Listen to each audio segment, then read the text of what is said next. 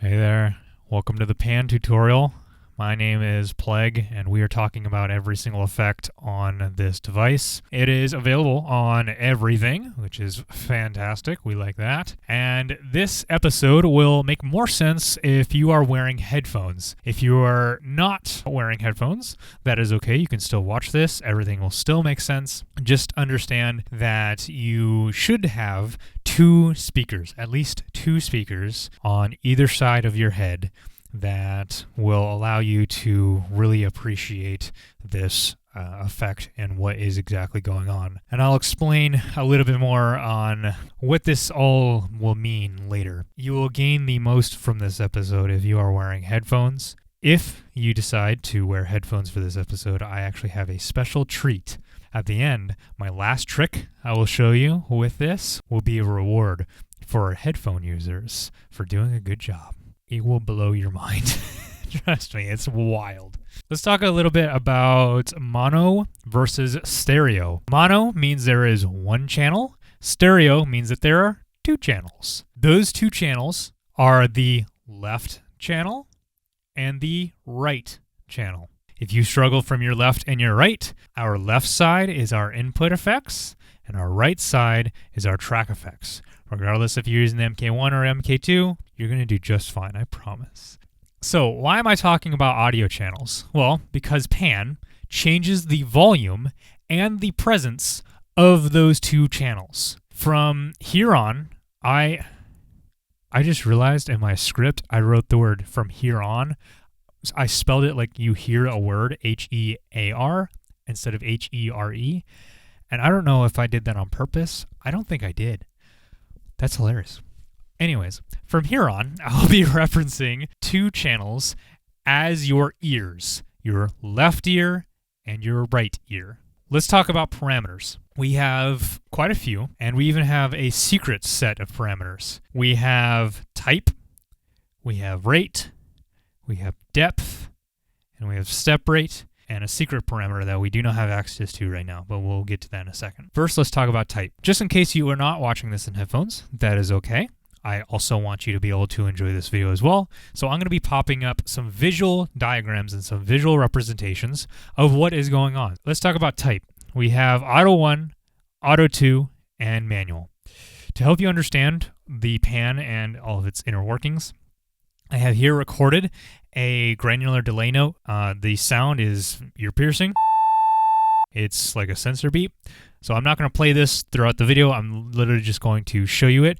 If I need to demonstrate the sound via sound, I have this other recording here of a delay bass that I'll show you instead, which is a lot cooler to listen to than a high-pitched screech. But just know that what you are seeing is this high-pitched note. What else are you seeing? Well, you're seeing a time. So the top, the x-axis is time. Y-axis is frequency. The most prominent frequency that you're hearing is right around 1K or 1,000 hertz. And the brightness of the graph, so the brighter the color, the louder or more prominent that sound is. What you're looking at right now is the Auto 1. Now, Auto 1, what it's doing is that it gradually changes from left to right channels. And notice how it's doing this. Look at the top.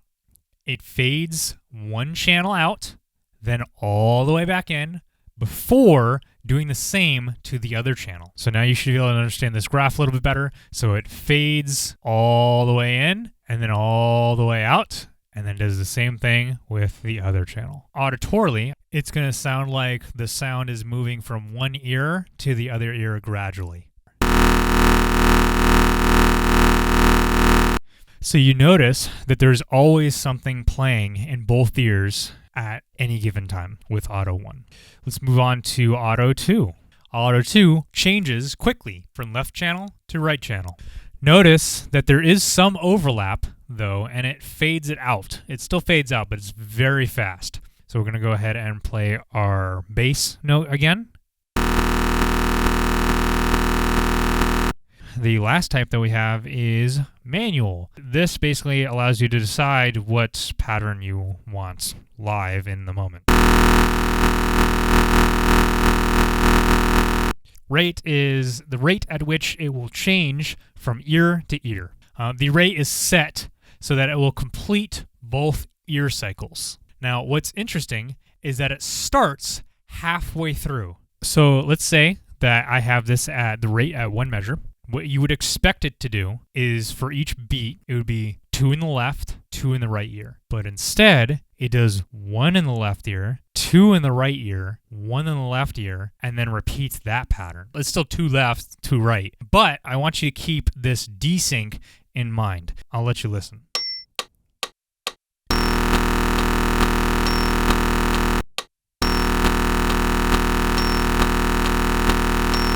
I'll show you how to fix this later. Our next parameter is going to be depth. Depth is how deep the volume of the channel will dip to. A lower depth means less dip. Higher depth means more dip. I'll have the rate at 1 measure so you can hear it, and auto 2, and you've been hearing it at depth 100 so far. Well, what I'm going to do is I'm going to turn this down and you'll hear what's happening.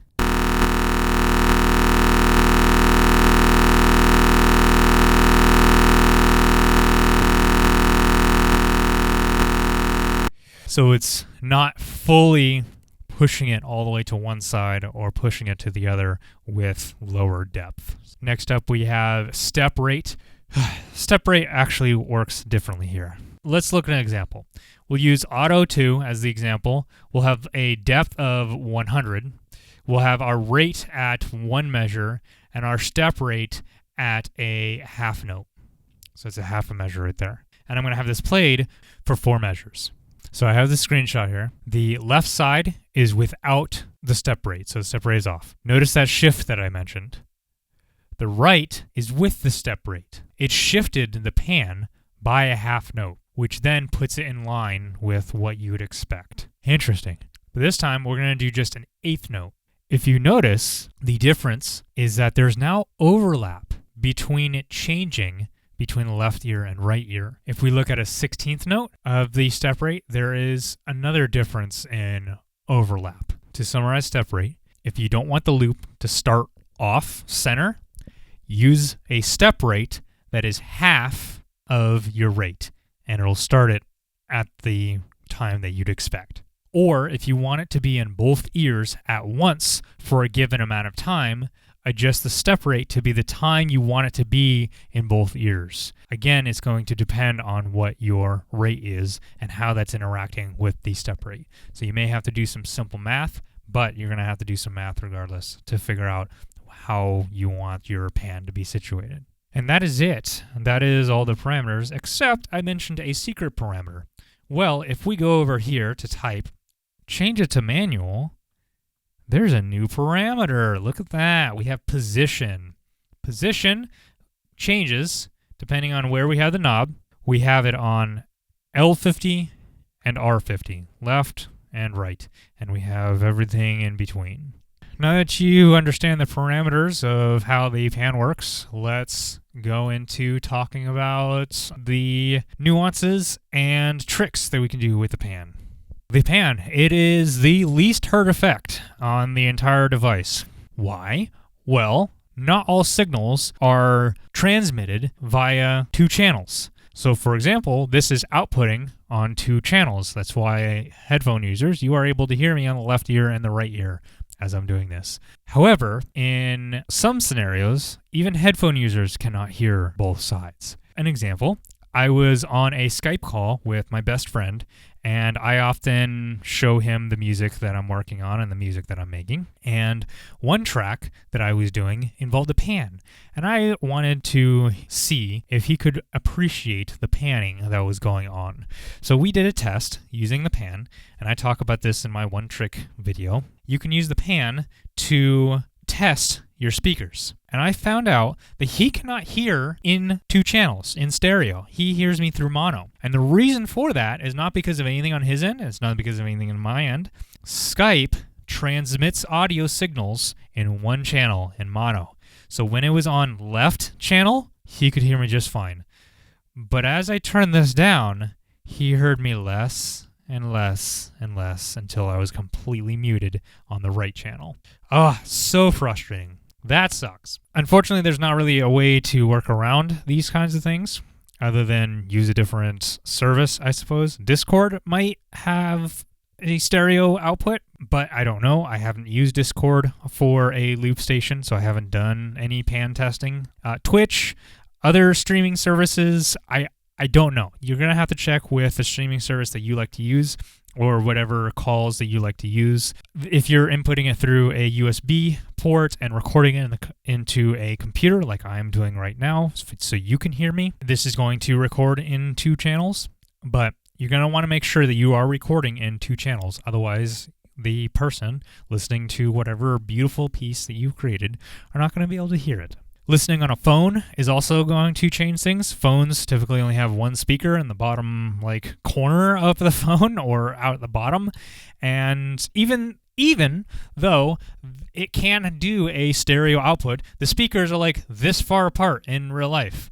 So how the heck is that sounding like panning at all? And even with my phone here, this is the speaker. That is not going to appreciate pan. Because of that, you're going to want to be aware that some people are just not going to appreciate your panning. Next, we'll talk about a cool trick. If you want your loops to sound more full, put some sound in one ear and then put some sound on the other ear. Like, for example, if you want to make a 3 or more note harmony, you'll hear it as more full by putting a note a little to the left, a second note to a little bit on the right, and then other notes in the center. That allows the sound to really cut through the mix, as well as you be able to fully appreciate every note in the harmony. But I will also say that even though I'm doing these tutorials on the MK1, these tutorials can also be applied for the MK2. MK1 users, sit down for a second. I'm talking to the MK2 users for a moment. MK2 users, you have an effect on your device over in your effects parameters and your input parameters, and that effect is called stereo enhance. That is what this effect does, essentially. It takes what you have made, and instead of having it putting out in the center, it enhances the stereo of the sound, and moves it more outwards towards the speaker ends. You can hear this very clearly when you listen to AVH perform Dream at the GBB 2023.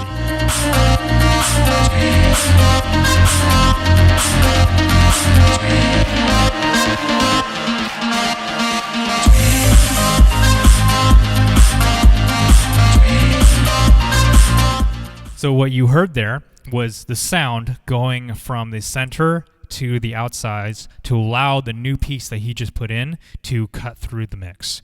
Okay, MK1 users, you can come back into the room now. We have the sound. Basically, we need to be able to replicate what that is on this device. I use a pan set to auto. I have it on a half note. I have the depth of 75, separate off. And then I'm able to put this sound on either side. If I want to make it sound more full, as I was talking about before, I can put on a panning delay of a half note, feedback of 15, E level of 45, and that can make this sound more full as well.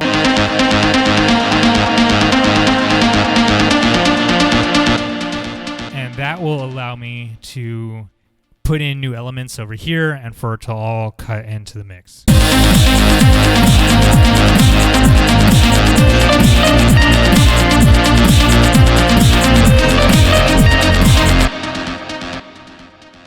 Another example of it cutting through, as I mentioned before, you can make more than one harmony. What we do is we have a manual pan. We do our central note, and then we do one sound on the left and one sound on the right. And it sounds like this. So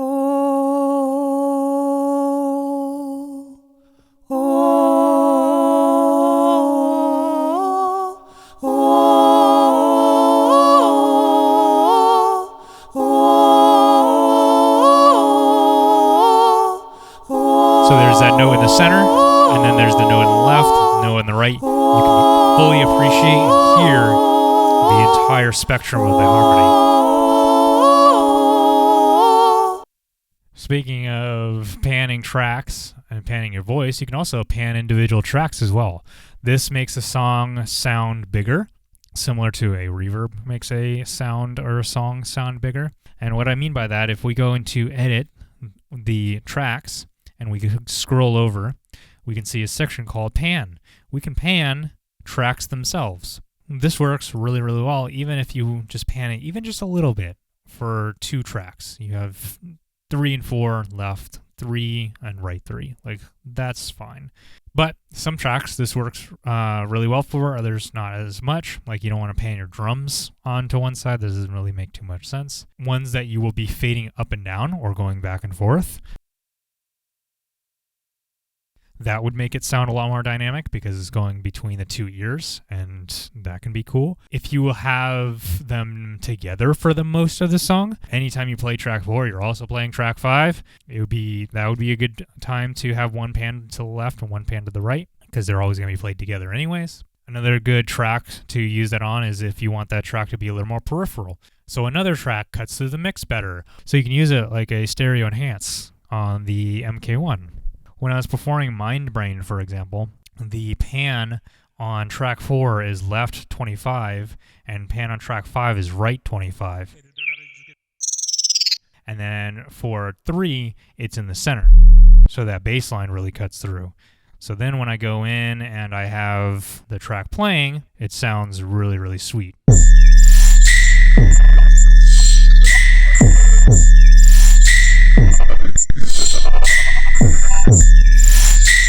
Another good use of the pan is to add a little bit more swing to the song. So in Feeling Good by Freedon, for example, we use a pan on track 3 to put in the notes to add a little bit more swing into the track.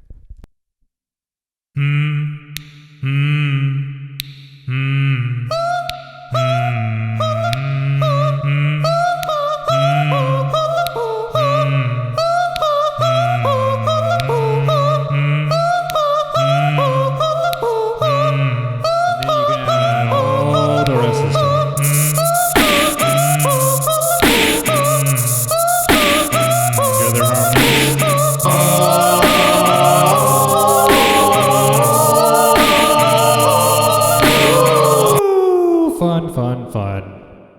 Thank you, by the way, to someone in my comments who recommended I check out Feeling Good. That was a really good song.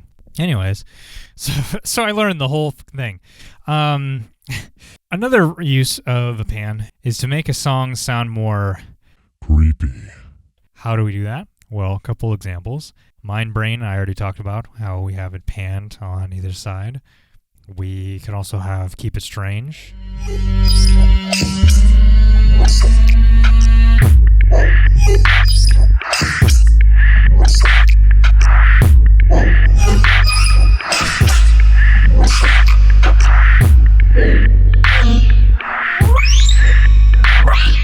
And another example of panning for the creep factor is our example track that we're going to be looking at later.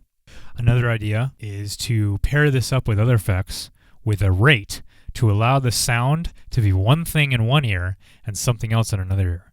Like if you have some track effects on a track with a rate, for example, you can, like anything, let's say you have a phaser with a rate of a half note, you can use the pan and set the rate so the pan itself is half, a quarter, a triplet, whatever, to the other effects rates.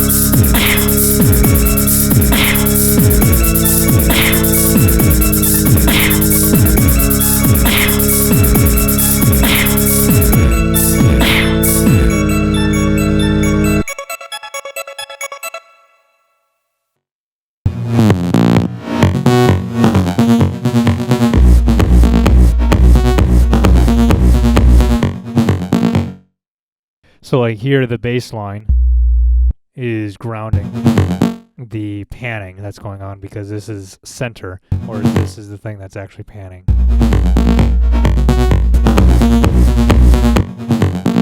Another cool trick to use for the pan, this one's going to blow people's minds. Use it as a moment of flourish. Let me let you in on a little secret. Musicians go nuts over a pan for some reason. Musicians will be like edging for like weeks, and they hear a pan in a track, just a simple pan, and they'll like nut immediately. Let me show you an example.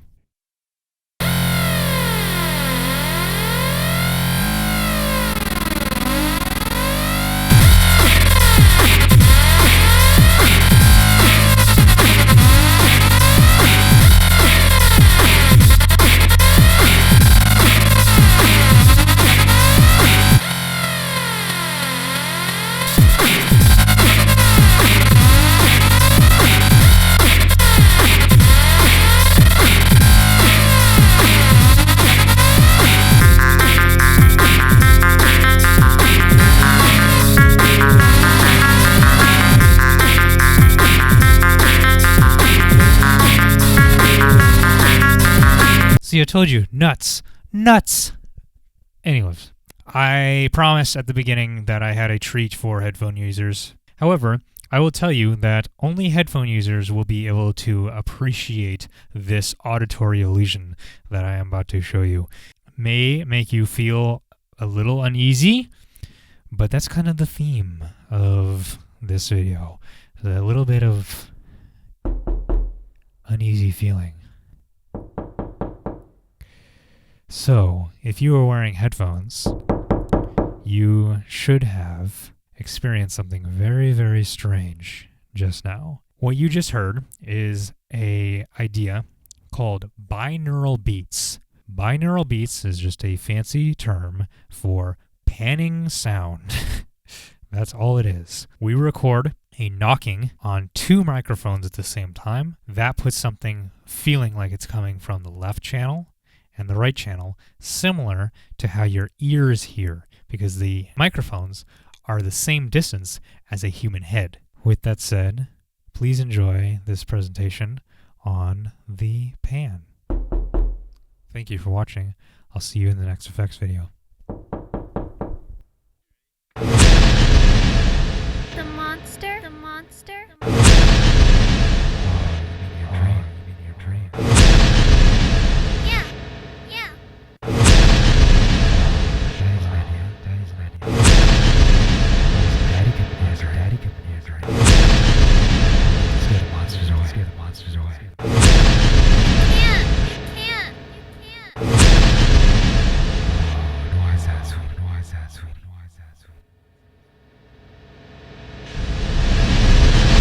It's you, Daddy.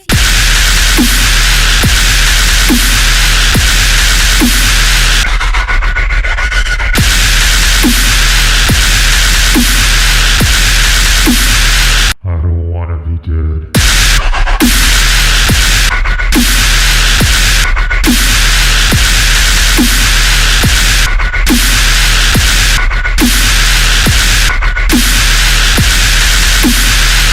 Let me see if I can describe for you what this is.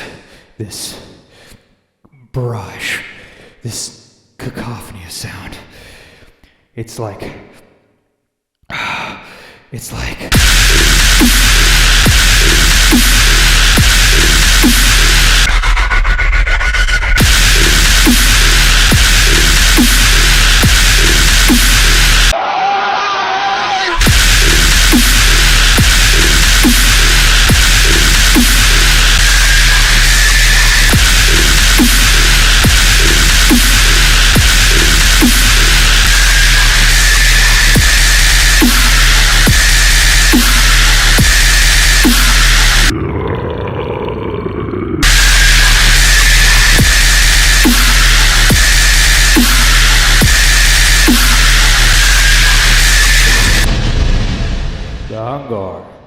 Commander of 37 Legion, Seeker of the Defenseless, the Weak-Spirited, the Non-Believer, known also as the Great Mocker, Destroyer of Gods, breeder of ants, stealer of children, he comes accompanied by the sound of cacophony, music, staying with the conjurer until tormentum undum demens.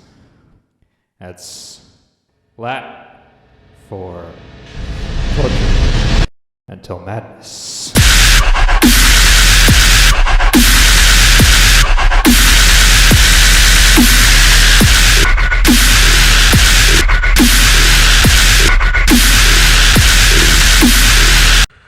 Until madness.